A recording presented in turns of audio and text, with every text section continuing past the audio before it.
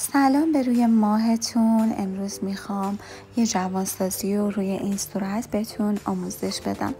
تو مرحله اول از آبرسان شیسه 2 استفاده میکنم و تو 2 مرحله اون رو کامل روی سطح پوست با استفاده از دستم ماساژ میدم، چون گرمای دست، حرارت دست باعث میشه که بهتر به خورد پوست بره.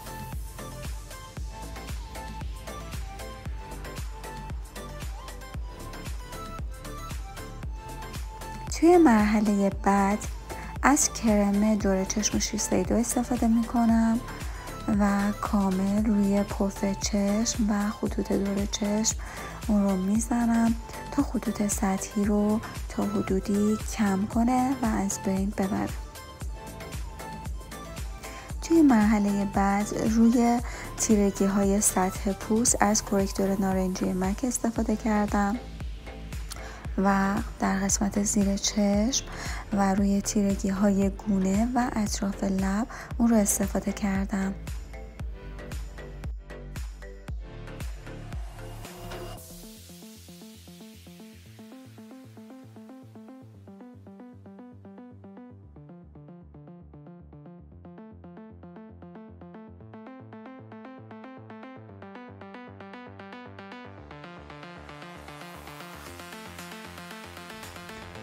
از ترکیب کرم پودر لنکوم و دیور برای روی صورتشون استفاده کردم.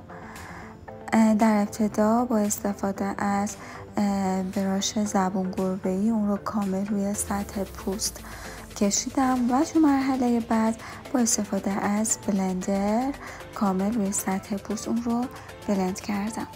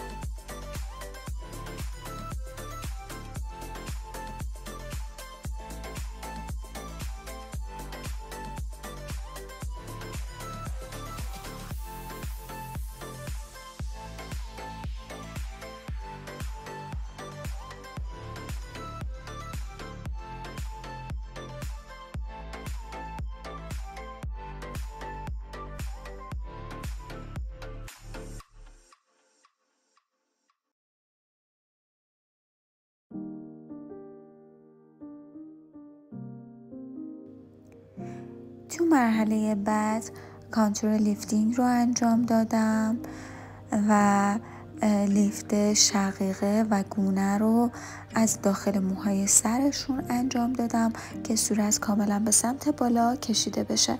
این کار رو میتونید با استفاده از این بندینک ها که مخصوص در واقع کشیدن پوست هستش هم انجام بدین. و بعد ابتدا از نقاط روشن شروع میکنم به بلند کردن و بعد میرن سراغ نقاط تیره.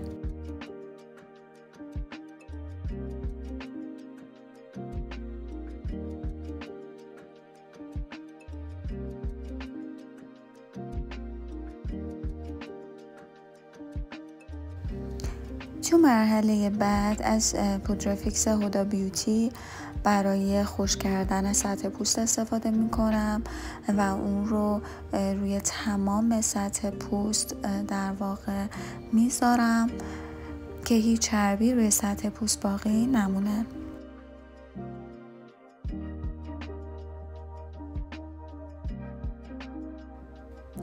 برای زدن سایه من از سایه قهوه‌ای تو فیس استفاده کردم و از انتهای چشمم معمولا شروع میکنم به سایه زدن و اون رو کامل روی سطح پشت پلک پخشش میکنم. تمام برجستگی های پشت پلک رو با رنگ قهوه‌ای متوسط کاور میکنم و قسمت گوشه های چشم رو هم از رنگ های تیره تر استفاده میکنم.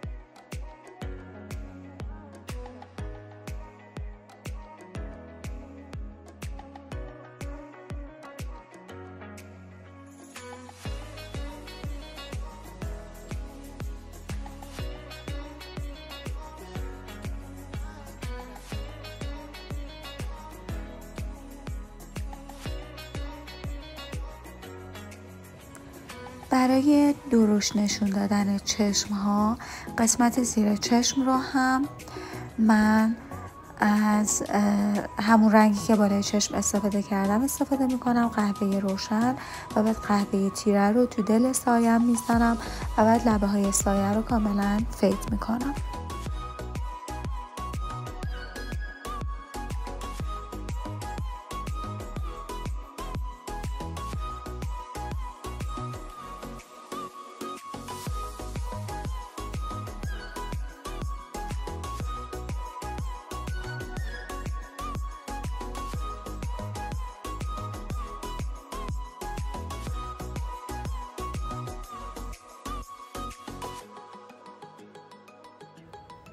پشت پلک رو یه شاین خیلی ظریف و خوشگل دادم و بعد با استفاده از خط چشم تونی مولی یه خط چشم کشیده کشیدم طوری که چشم ها کاملا به سمت بیرون کشیده بشه.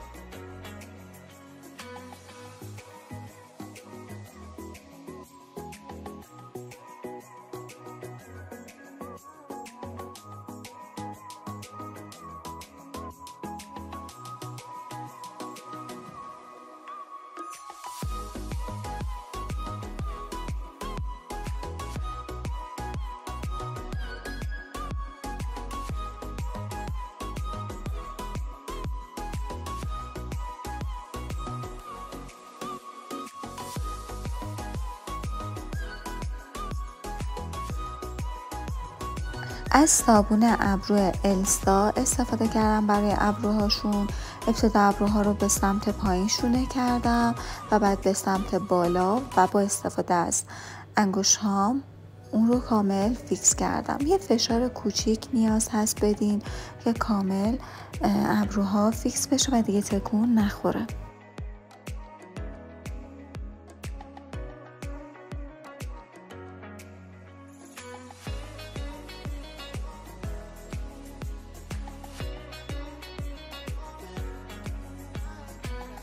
قسمت‌های خالی ابرو رو با استفاده از پالت ابرو کارا بیوتی طراحی کردم و به صورت مویی کشیدم.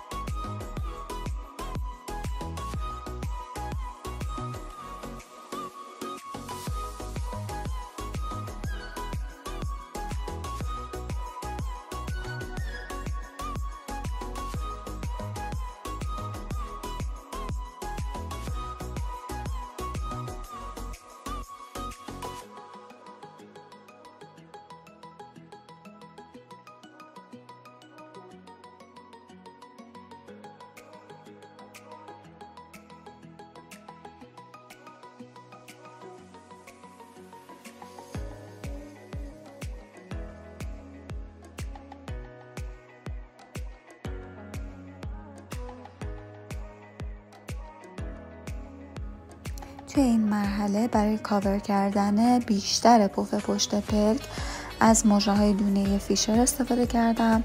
تفاوت دوتا چشم رو کاملا میتونید ببینید و متوجه میشید که پف پشت پلک رو با مژه‌های بلندتر خیلی بهتر میتونیم کاور کنیم.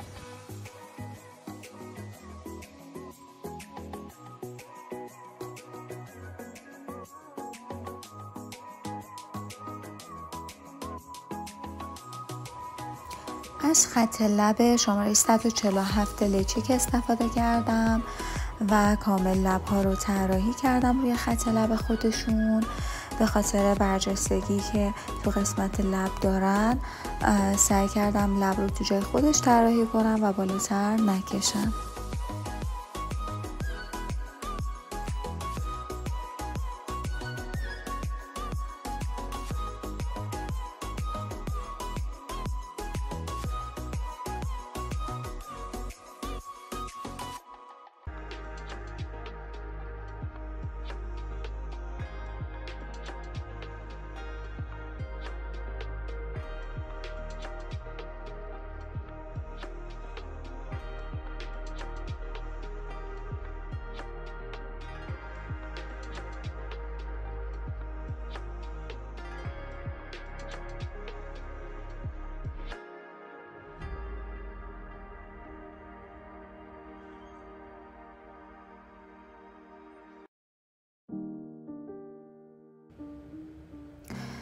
با استفاده از رژ لبی که با رنگ سایه و با رنگ روشن هارمونی داره لب‌ها رو رژ لب میزنم و قسمت مرکزی لب رو یه مقداری روشن‌تر کار میکنم.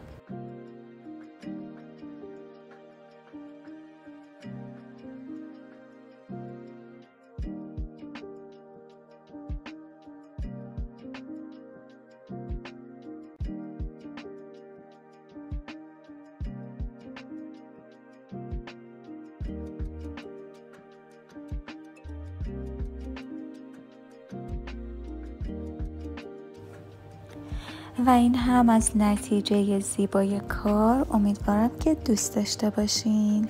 لطفاً سابسکرایب کنید چون قراره کلی از این ویدیوهای خوشگل داشته باشیم.